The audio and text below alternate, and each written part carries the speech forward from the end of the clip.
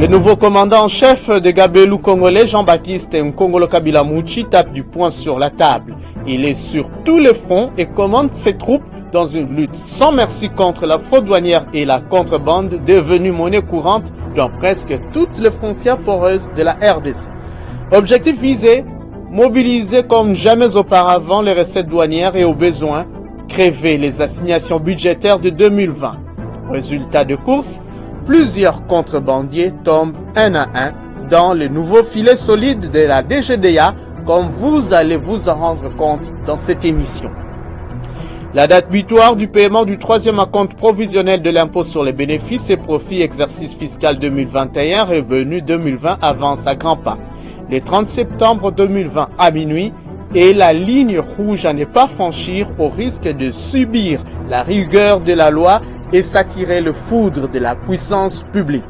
Le développement de ces titres et bien d'autres, c'est tout de suite dans Fiscalité et Développement dans une présentation de Ruben Mayoni Ntiakiyunga. Agence Galaxy Media, la passion de développer la RDC. Très heureux de vous retrouver, Madame, Messieurs, dans le cadre de cette émission Fiscalité et Développement. La grand-messe des finances publiques en République démocratique du Congo part de la province douanière du Katanga, où le patron des douanes congolaises a mené d'intenses activités après son séjour en Zambie. Jean-Baptiste Nkongolo Kabila est déjà de retour à Kinshasa depuis ce dimanche 27 septembre 2020. Lambert Yuma Ramazani, notre correspondant permanent au Katanga, nous fait les résumés de cette émission du directeur général de la DGDA. Le directeur général ad intérim de la DGDA est arrivé à Lubumbashi le mercredi 23 septembre. Il venait de la Zambie. Lorsque Jean-Baptiste Nkongolo Kabila Mouchi descend de l'avion affrété, l'autorité nationale douanière était accompagnée du directeur provincial de la DGDA Katanga, M. Bernard Bosseli Pilipili, et de l'inspecteur Berli Beya, chef de bureau de Kasumbalesa. Tout le corps de commandement était rangé pour l'accueillir à l'aéroport de la Loano. Bien, depuis dimanche dernier, nous avons été en Zambie, à Lusaka précisément.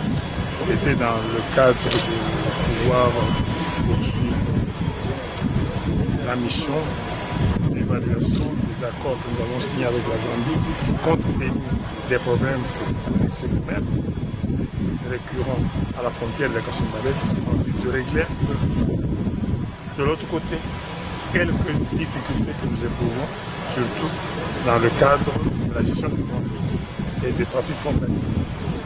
Voilà pourquoi nous sommes allés là. Nous avons tenu avec nos collègues de l'administration douanière zambienne, au cours de laquelle nous avons pris un certain nombre de décisions qui pourront être appliquées de façon à pouvoir prévenir tous les cas qui arrivent et qui handicapent le bon fonctionnement de la frontière de Kasumbalesa et de toutes les autres frontières.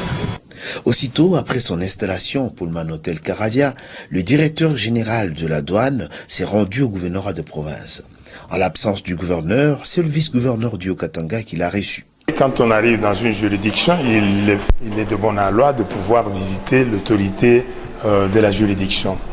C'est ainsi que nous sommes venus d'abord lui présenter nos civilités. Comme vous le savez, nous venions de la Zambie, de Lusaka, où nous sommes allés nous entretenir avec nos collègues de l'administration de douane de la Zambie. C'est autour de toutes ces questions-là que nous avons pu échanger avec son Excellence Monsieur le vice-gouverneur qui représentait le gouverneur qui est en mission à Kinshasa. Et nous avons essayé de passer en revue la plupart des problèmes inhérents à l'administration de douane et aussi à l'administration provinciale.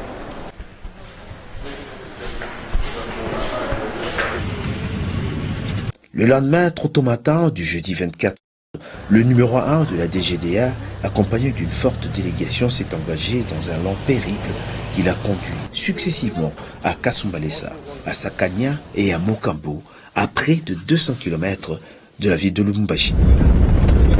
Vendredi 25 août, le directeur général se rend de nouveau au gouvernorat de province pour rencontrer cette fois-ci le numéro 1 du Haut-Katanga.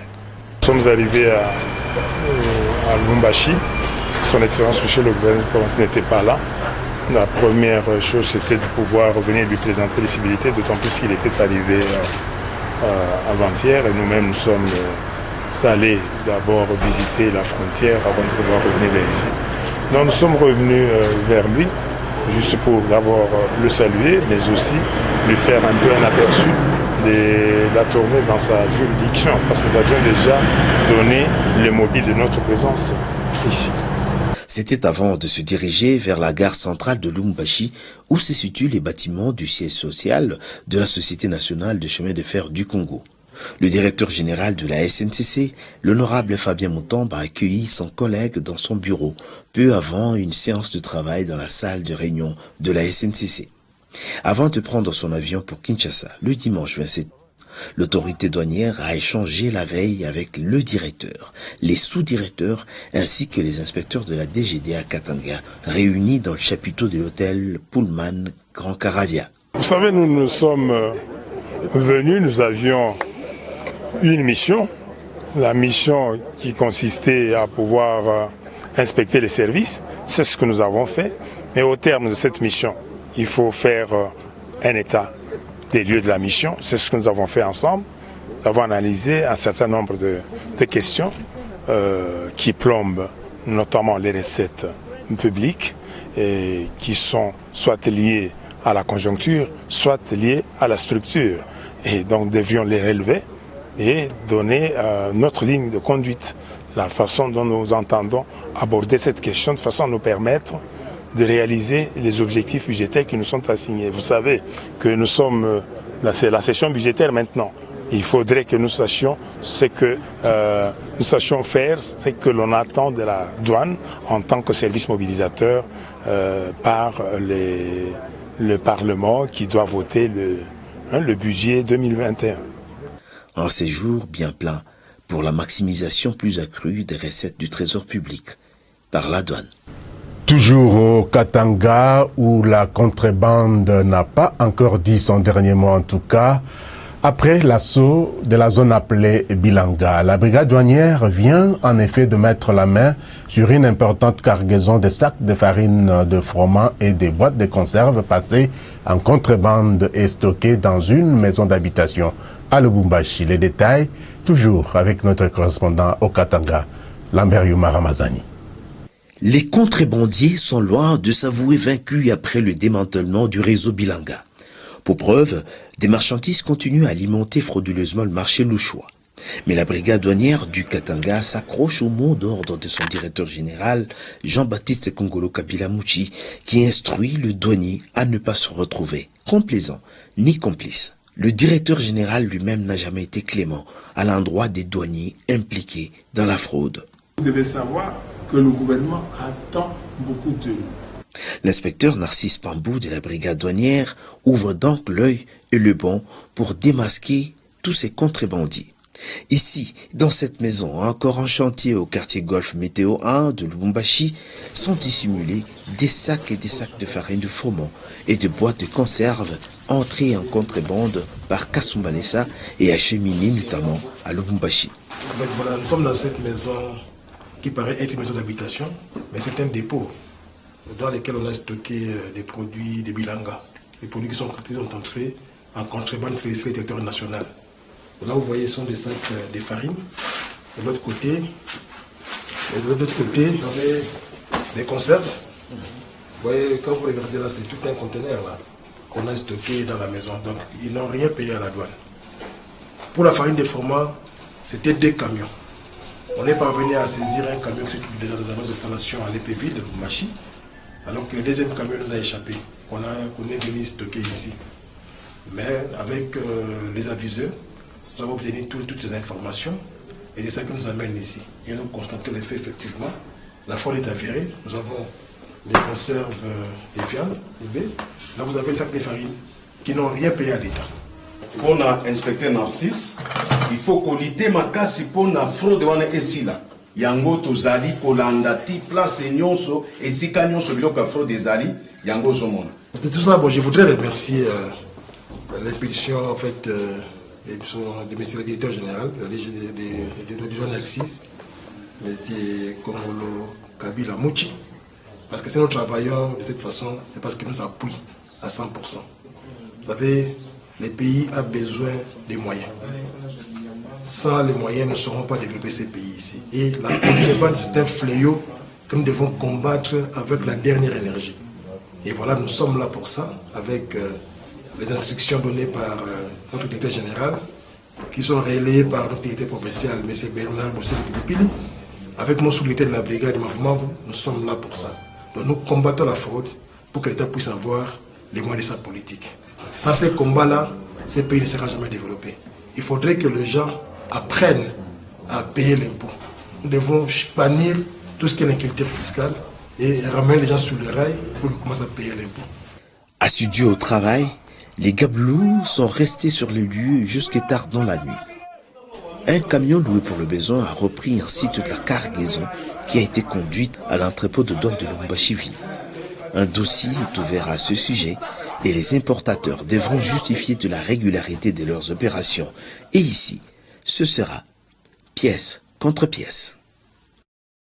Retour ici à Kinshasa, d'une saisie à une autre, les éléments de la brigade douanière du Bichungobila, en collaboration avec les forces de l'ordre, ont mis la main sur 450 tonnes de ciment gris il y a de cela quelques jours. Ces marchandises, en provenance du Congo-Brazzaville, ont failli franchir frauduleusement la frontière de la RDC sans déclarer ni payer le moindre frais de douane. Michel Wangui et Landry Nyangui pour les détails. 5 barges contenant plus de 450 tonnes de sacs de ciment en provenance du Congo-Brazzaville ont failli échapper à la douane de Bichungobila. Le propriétaire a préféré s'éclipser notamment avec sa cargaison destination Grand Bandundu par le fleuve Congo. Cela sans compter sur la vigilance des éléments de la brigade douanière Bichungobila sous la houlette du sous-directeur Félix Osoki. Informé, le DG des douanes congolais Jean-Baptiste Kongolo Kabila signe un ordre de démission pour retrouver la cargaison. L'inspecteur Malembe Adiko Max et ses collègues de la brigade douanière, appuyés par certains éléments des forces armées de la République démocratique du Congo, déclenchent la traque du fugitif et son convoi jusqu'à la saisie des 3 premières barges à 35 km au nord de Maluku. Les chefs de bureau de Bichungobila expliquent les circonstances de cette traque rocambolesque. Sur instruction de monsieur le directeur général de douane, monsieur Jean-Baptiste Kongolo Kabila Mouchi, la DGDA Bichungobila a pu mettre la main respectivement sur 3 barges transportant de ciment gris importé en contrebande de Brazzaville, une autre barge aussi transportant du ciment gris en contrebande. Et puis dernièrement encore, on a eu à saisir 2 autres barges. Nous avons dressé un PV de saisie. Mais une chose curieuse, le contrevenant a préféré prendre la fuite la nuit, malgré le procès verbal de saisie conservatoire dressé par les éléments de la brigade douanière. Ils ont pris la fuite avec la marchandise notamment, avec la complicité peut-être de certains éléments de l'État. Alors, c'est alors que nous avons dressé un rapport que nous avons envoyé au directeur général via le directeur provincial. Alors, le directeur général, M. Jean-Baptiste Kongolo Kabila Mouchi, a tonné fort pour dire qu'il faudra qu'on puisse retrouver ces contrevenants et saisir la marchandise. Alors, il ne s'est pas arrêté seulement à donner des ordres, il a encore mis le moyen. Voilà pourquoi vous voyez le pousseur là, MB Sowidaja, même à la veille de son voyage, le DG nous a appelés pour nous dire d'aller à la direction générale. Il a instruit le comptable, bien qu'il n'y avait pas assez de moyens, mais il a dit qu'on fasse quelque chose. C'est comme ça qu'on a loué ce pousseur.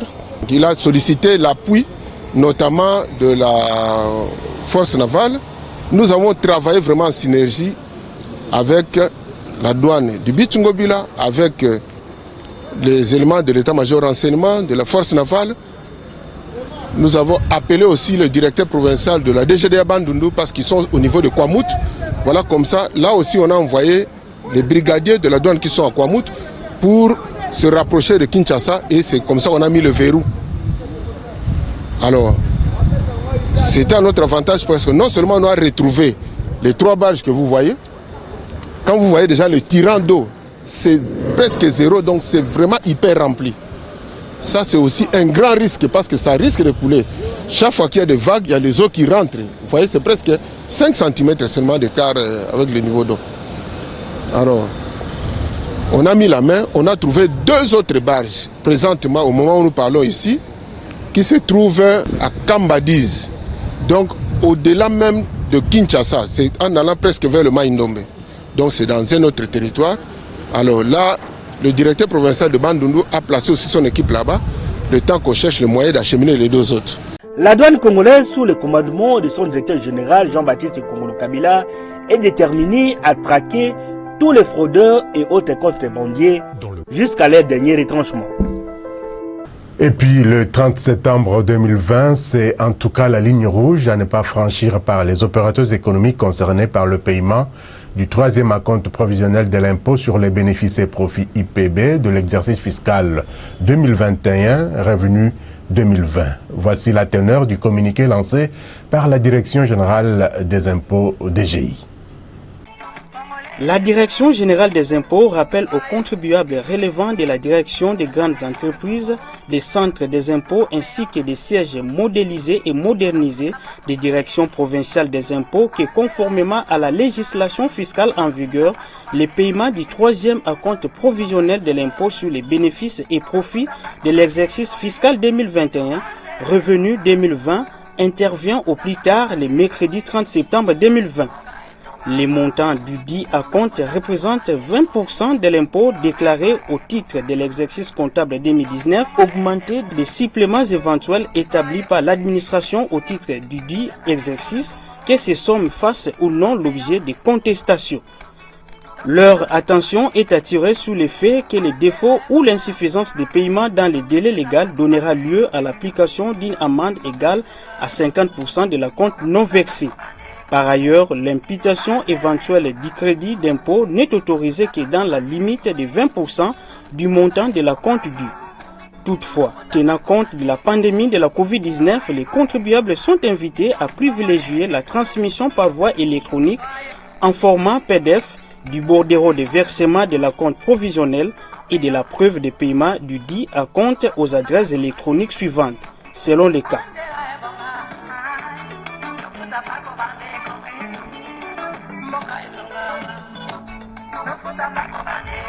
Toujours dans le même ordre d'idées, l'administration fiscale congolaise a également dépêché dans le média le directeur Mabiala pour sensibiliser les contribuables quant à ce.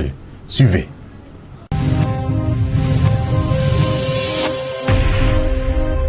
Monsieur le directeur général des impôts vient de signer un communiqué officiel ce vendredi 25 septembre 2020, communiqué qui vient rapporter celui qu'il a signé le 10 septembre 2020, communiqué officiel relatif au paiement du 3e acompte provisionnel de l'impôt sur le bénéfice et profit de l'exercice fiscal 2021 et sur le revenu de 2020. Ce communiqué, donc ce nouveau communiqué qui vient de signer, porte comme innovation le fait que les contribuables sont autorisés à imputer les éventuels crédits qu'ils peuvent avoir, mais à hauteur de 20%. Parce que dans l'ancien communiqué, il n'y avait pas question d'une quelconque imputation d'un crédit d'impôt. Et que donc, les contribuables concernés, il s'agit des contribuables de la direction des grandes entreprises, les contribuables des centres des impôts, ainsi que les contribuables des services modernisés et modélisés des pays, des directions provinciales donc, tous ces contribuables sont donc appelés à payer auprès des banques commerciales l'acompte provisionnel avec une imputation éventuelle d'un crédit, mais limitée à une hauteur de 20% du montant de l'acompte dû.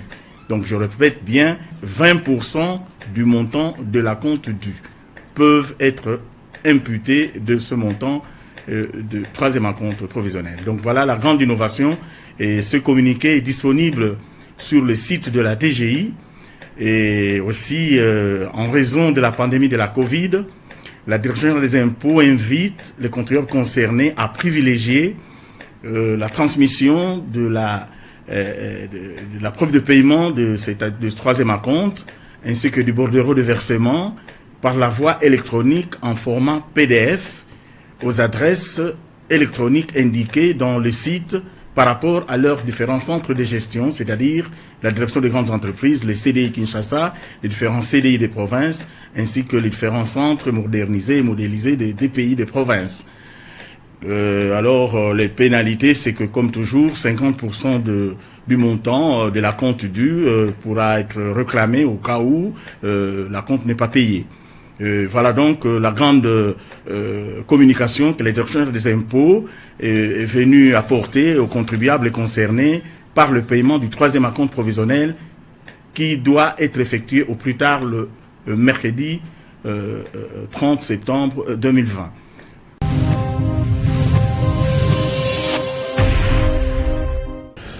La loi relative aux finances publiques a institué de nouvelles règles d'orientation et d'élaboration du budget au niveau tant central, provincial que local. Ainsi, cette loi introduit l'approche de gestion axée sur les résultats pour améliorer l'efficacité des politiques publiques. Voilà pourquoi des conférences ont eu lieu du 14 au 25 septembre 2020 à Caritas Congo et à la direction des préparations et suivi du budget en vue d'actualiser et d'élaborer les projets annuels des performances PAP existants et restants. C'était sous la houlette du ministère du Budget en collaboration avec le COREF sur financement du projet et Profit Congo. Reportage signé Priska Sekana, Céline Bumba et Landine Nyanki. C'est depuis 2010 que le gouvernement congolais introduit progressivement l'approche des gestions axées sur les résultats pour améliorer l'efficacité des politiques publiques. Ce qui justifie l'organisation du 14 au 25 septembre 2020, ici au centre d'accueil Caritas Congo, des conférences sur l'actualisation et l'élaboration de projets annuels de performance PAP en sigle, existants et restants des ministères et institutions de la République. Des assises organisées par le ministère national du budget en collaboration avec le comité d'orientation de la réforme des finances publiques COREF sur financement du projet de renforcement de la redevabilité et de la gestion des finances publiques Profit Congo. Pendant 2 semaines, les discussions entre le 11 ministères présents à ces assises étaient axées sur le budget programme et le projet annuel de performance en déterminant leur cadre de performance d'effet ou d'impact, les cibles et les résultats attendus.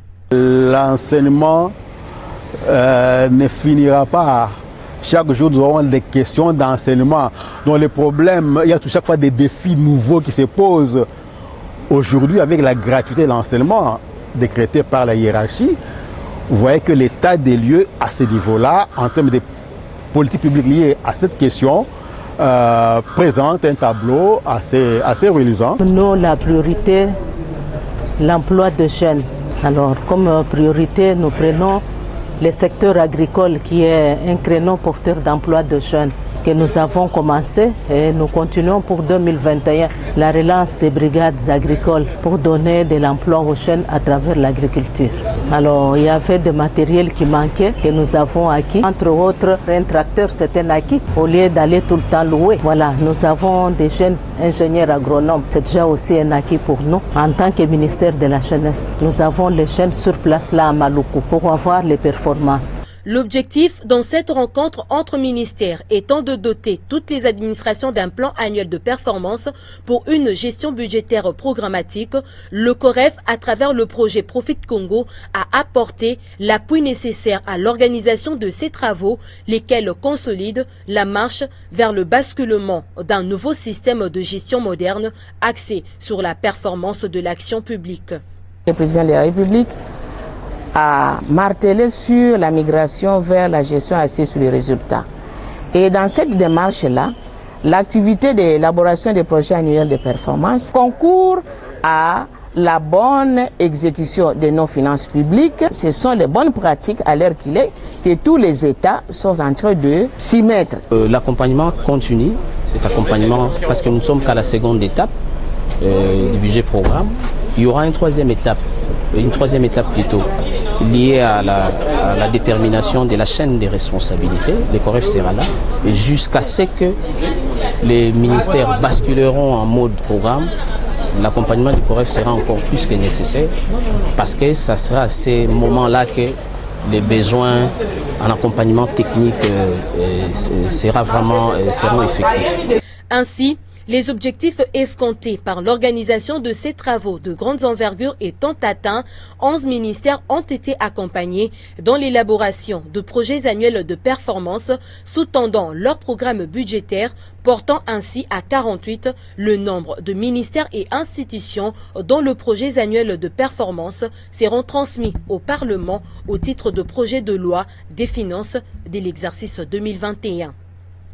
Organisé par l'Observatoire de la dépense publique ODEP depuis lundi 21 septembre 2020, l'atelier de formation sur le monitoring de la politique financière et du processus budgétaire s'est clôturé ce samedi 26 septembre 2020 au CEPAS, appuyé par le Comité d'orientation de la réforme des finances publiques COREF dans le cadre du projet Profit Congo.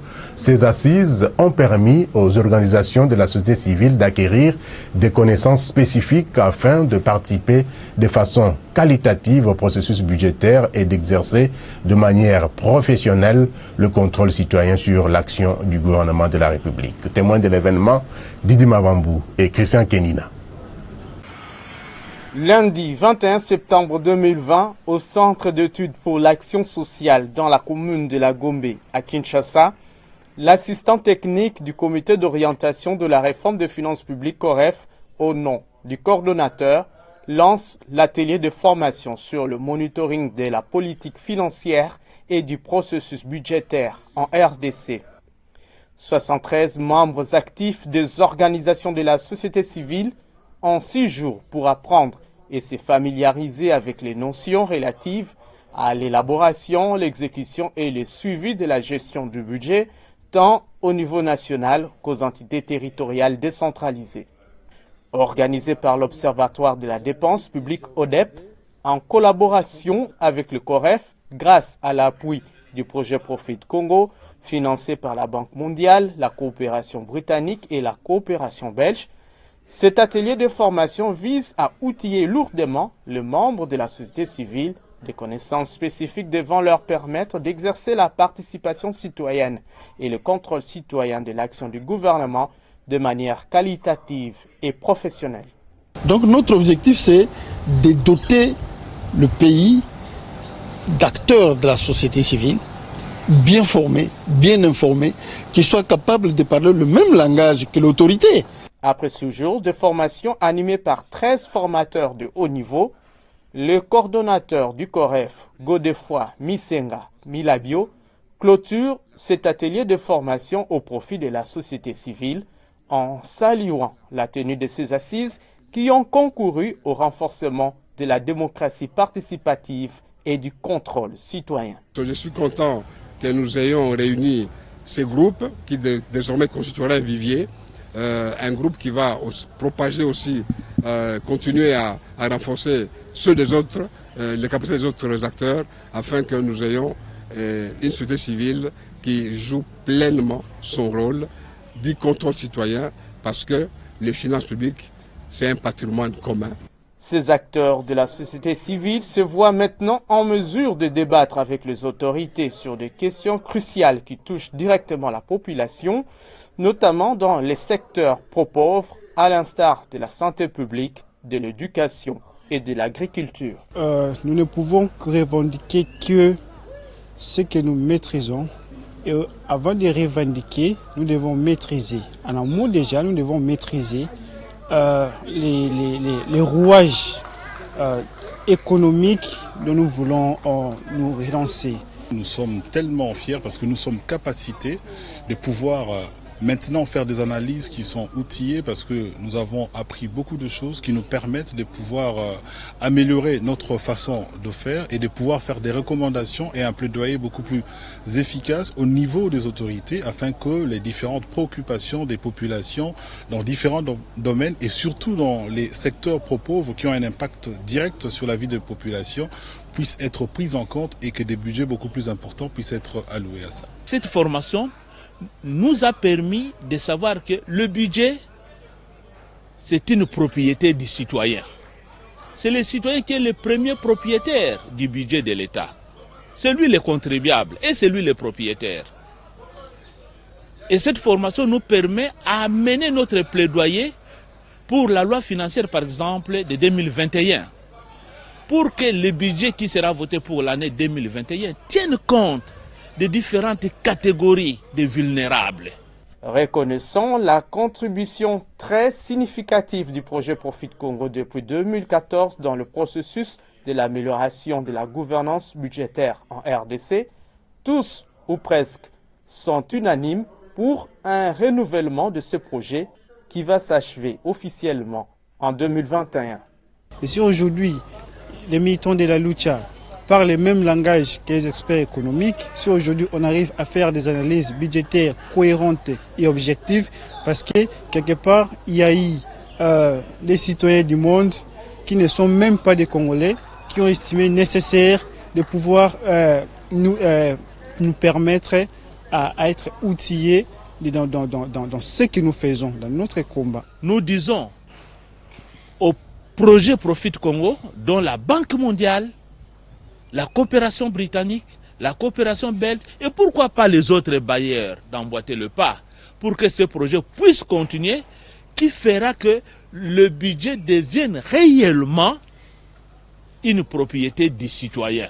Alors si Profit Congo peut encore continuer avec l'appui de la Banque mondiale pour nous aider à être armés, à être formés, pour que nous puissions sortir notre pays du gouffre où il est plongé du point de vue éducation, gouvernance, nous lui serons vraiment gré. Grâce à l'appui du projet Profit Congo sous la coordination du COREF, la RDC est classée à la première place en Afrique centrale en termes de participation citoyenne au processus budgétaire, d'où la nécessité de pérenniser les acquis de ces partenariats qui va dans le sens de rechercher le bien-être de la population congolaise.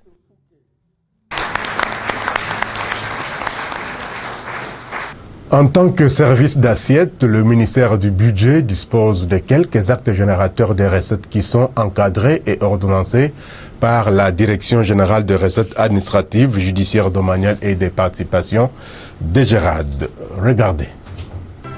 Voici les actes générateurs des recettes relevant du secteur des budgets encadrés et ordonnancés par la Direction générale des recettes administratives, judiciaires, domaniales et des participations de DGRAD.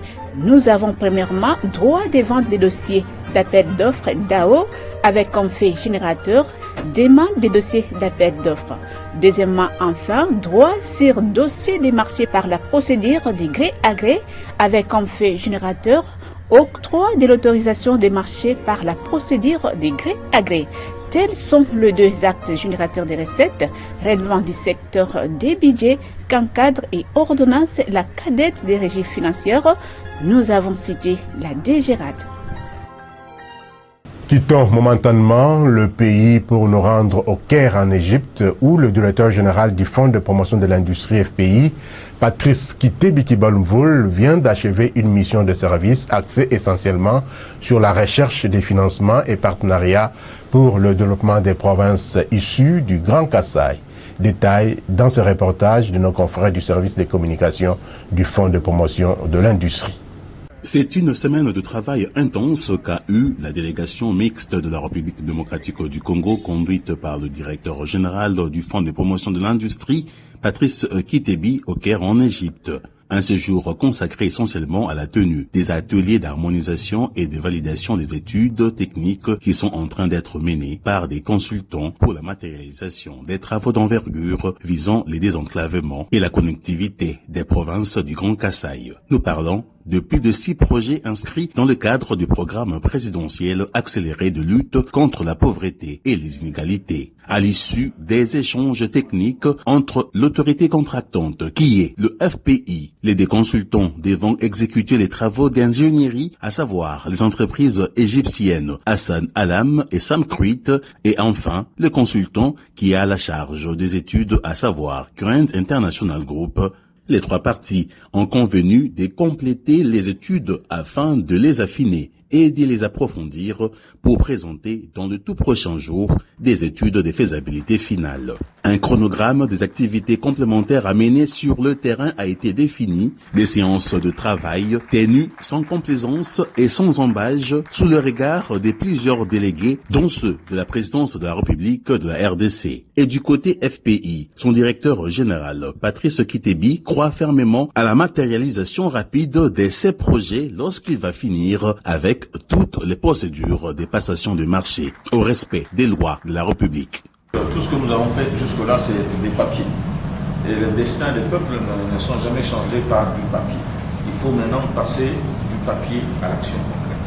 Nous avons des plans d'action, nous avons des stratégies qui ont été arrêtées et nous savons exactement ce qui reste à faire pour que, à partir du mois de mars de l'année prochaine, les tronçons de route puissent commencer à être réalisés. En tant que FPI, nous sommes prêts. Dès notre retour au pays, bien sûr, donner l'information aux autorités, mais tout de suite de commencer la mise en œuvre des obligations qui sont de notre côté, de manière à ce que très rapidement, les missions additionnelles de terrain pour la collecte des données qui manquent puissent avoir lieu rapidement et qu'on puisse compléter l'ensemble des documents qui vont permettre à l'entreprise de commencer le travail sur le terrain. Et du côté des entreprises égyptiennes, on est satisfait de collaborer avec le FPI, Hicham El Keshin et le directeur général de Sam Kruit.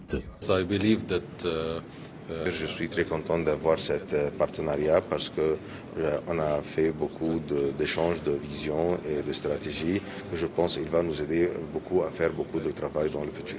On a déjà signé au mois de janvier et il y avait après ça le corona qui a arrêté tout le monde à faire beaucoup du travail. Maintenant, on a déjà signé un document qui est plus technique où il y a les dates, où il y a le plan d'action. Je crois qu'à la fin de cette année et le début de la prochaine année, il y a beaucoup de travail qu'on doit le faire sur le terrain en Kinshasa. By the first quarter of the next year, we will have a lot of things coming on the ground. Ce séjour au Caire a aussi permis à la délégation mixte de la RDC de débuter avec des panels financiers afin de rechercher des capitaux auprès des partenaires financiers basés en Égypte pour la réalisation des projets d'infrastructure en RDC. De ces échanges, il ressort que les organismes financiers basés en Égypte sont prêts à accompagner le FPI dans la mise en œuvre de ces activités.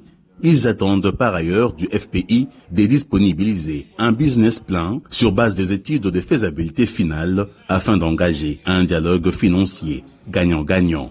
Pour rappel, le FPI, dans le cadre du programme présidentiel accéléré de lutte contre la pauvreté et les inégalités, va piloter la construction de plusieurs projets d'infrastructures structurantes et industrialisantes dans les Grands Kasaï, dont la centrale hydroélectrique de Tchibassa, le port de Ndomba, l'usine de traitement d'eau de Mbujimai, la construction de la centrale photovoltaïque de Tipuka, ainsi que 3 routes, dont celle reliant Mbujimai à Kananga, dans les Kasaï centrales, sur une distance de 188 km. Toujours au Caire, profitant de son séjour, le patron du FPI, Patrice Kitebi Kibonvoul, a visité quelques entreprises égyptiennes œuvrant dans différents secteurs. Reportage, une fois de plus, de nos confrères de la cellule de communication du FPI. Nous sommes ici à 130 km de Caire, la capitale égyptienne, dans la province de Port Saïd, située dans le Sinaï, au débouché du canal de Suez sur la mer Méditerranée. Ce site abrite l'un des projets de la Société nationale égyptienne de l'aquaculture et biologie aquatique. une entreprise de la recherche, production, commercialisation des produits aquacoles gérée par l'armée égyptienne. L'essence managériale avant-gardiste a conduit le directeur général du FPI, Patrice Kitebi, et toute la délégation qui l'accompagne d'effectuer cette descente sur ces sites protégés afin de s'inspirer de l'expérience de l'armée égyptienne en matière de pêche et d'aquaculture. Le projet est déjà captivant par son approche de chaîne de valeur avec un modèle de gestion intégré. Une vraie source d'inspiration pour le FPI qui envisage étendre à grande échelle le projet pilote d'aquaculture en cage, déjà opérationnel sur le lac Kivu. En tête de peloton, le général-major Hamdi Badine, le directeur général de cette compagnie qui a fait la visite guidée de cet immense projet qui s'étend sur 35 000 km² avec 5 900 bassins ou étangs dont 12 lacs artificiels. On y trouve aussi 100 cages en haute mer d'élevage des thons d'une capacité chacune de 25 tonnes par cycle d'élevage. Comme infrastructure connexe, il y a les usines de production d'aliments pour poissons et crevettes, de production des glaces, des entrepôts de stockage d'aliments pour poissons et crevettes, une salle de tri et traitement de poissons, les chambres froides, une unité de production d'emballage de produits voués à la consommation locale et à l'exportation, tous vérifiés ISO et répondant aux standards internationaux, ainsi que des véhicules d'approvisionnement et des distributions de produits. Sur place est aussi installé un quai de capacité d'accueil de 50 bateaux de pêche. Du côté FPI, on est tout simplement séduit. Vous venez de faire la visite avec nous. Vous trouvez que le développement ne s'improvise pas. Il faut que ça se prépare et il faut que ça se réalise. Cette unité de pêche a été réalisée, ça a commencé depuis le mois de mai. Pendant le coronavirus, ils ont travaillé et vous voyez vous-même les résultats sur le terrain. C'est un modèle de développement sur lequel nous allons nous inspirer pour développer cette activité. Et afin de s'enquérir de la capacité opérationnelle ainsi que de l'expérience sur le terrain des entreprises égyptiennes pressenties pour la réalisation de plusieurs projets d'infrastructures structurantes et industrialisantes que prévoit piloter le FPI dans le cadre du programme présidentiel accéléré de lutte contre la pauvreté et les inégalités, la délégation a visité 2 usines de traitement des eaux usées.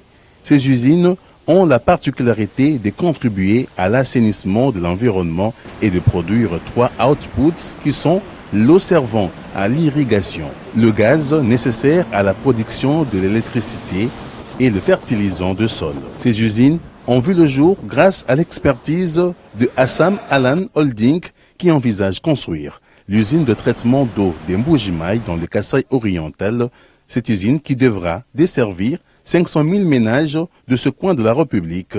La capacité opérationnelle de cette entreprise égyptienne d'ingénierie, Hassan Alan, n'est donc plus à démontrer. Quelle est la santé du panier de la ménagère au samedi 26 septembre 2020? Les tendances des prix de quelques denrées alimentaires de grande consommation sur les grands marchés de Kinshasa sont prélevées ici par Philon Cholet. Commençons ce tour d'horizon des prix des denrées alimentaires de grande consommation avec des cossettes de manioc, dont un sac en provenance de la province des Kwilu et du Congo central qui était à 80 000 francs se vend actuellement à 90 $ américains. Nous sommes au marché de la Liberté dans la commune de Massina. Même tableau au marché central dans la commune de la Gombe où ces mêmes produits est passé de 85 000 francs congolais à 100 000 francs congolais. Au marché Somazigida dans la commune de Kinshasa, pour avoir ces sacs de manioc qui coûtaient 85 000 francs congolais, il faut décaisser 95 000 francs congolais.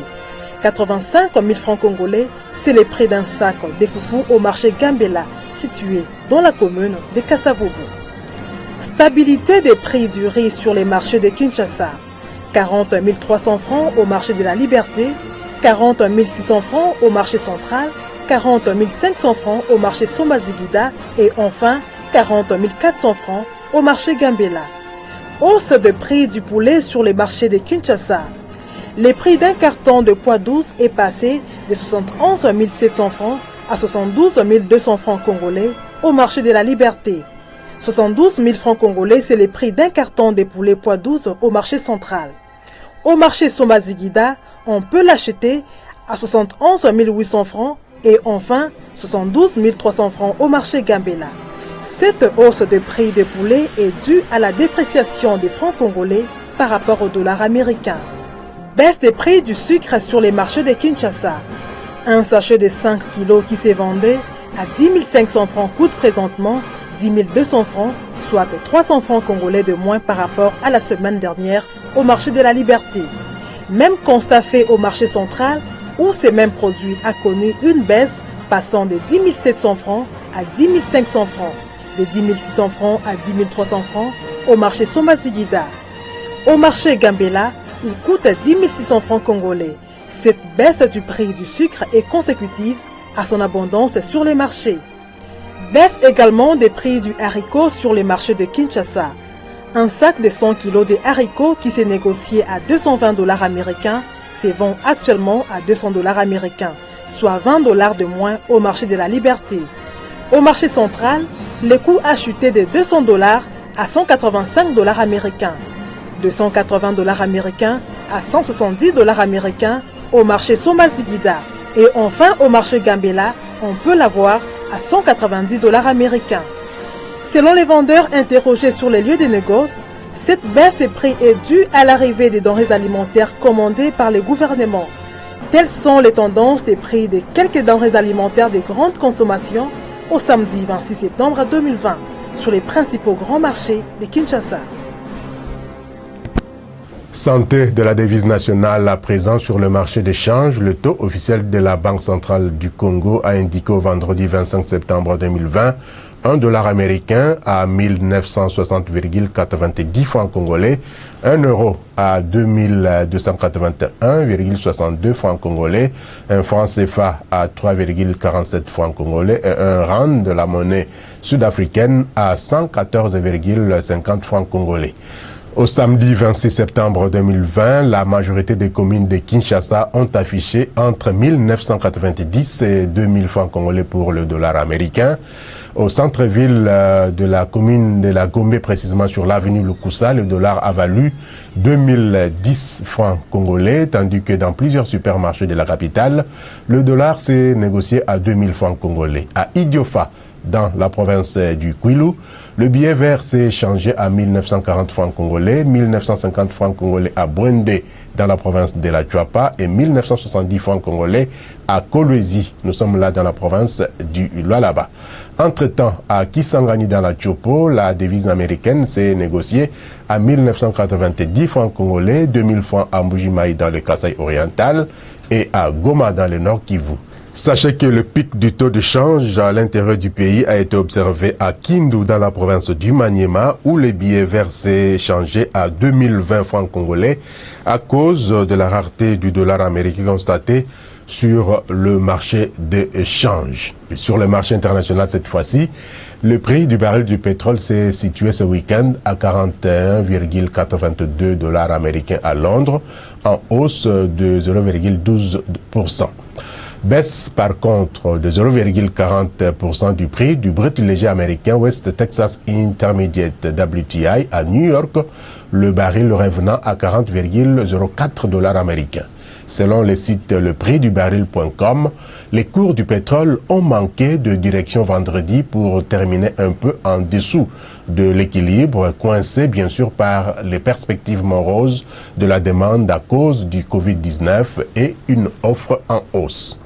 La tonne métrique du cuivre est en forte baisse de 3,99%, revenant à 6 538 $ américains.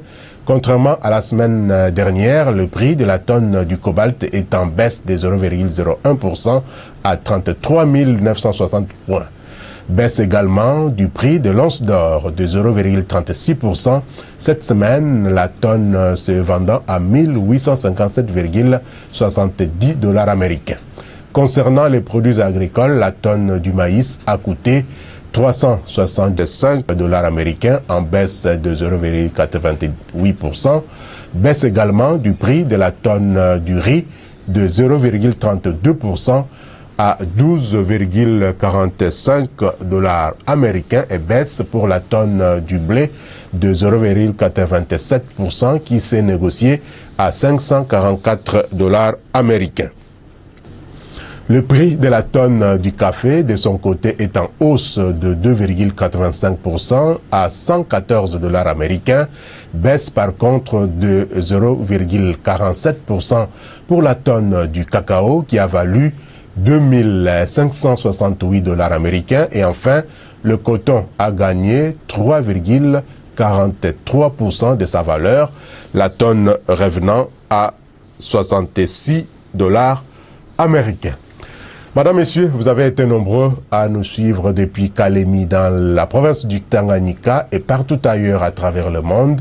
Merci de nous avoir suivis et surtout de votre aimable attention et très bonne suite des programmes sur votre chaîne. Au revoir et à très bientôt.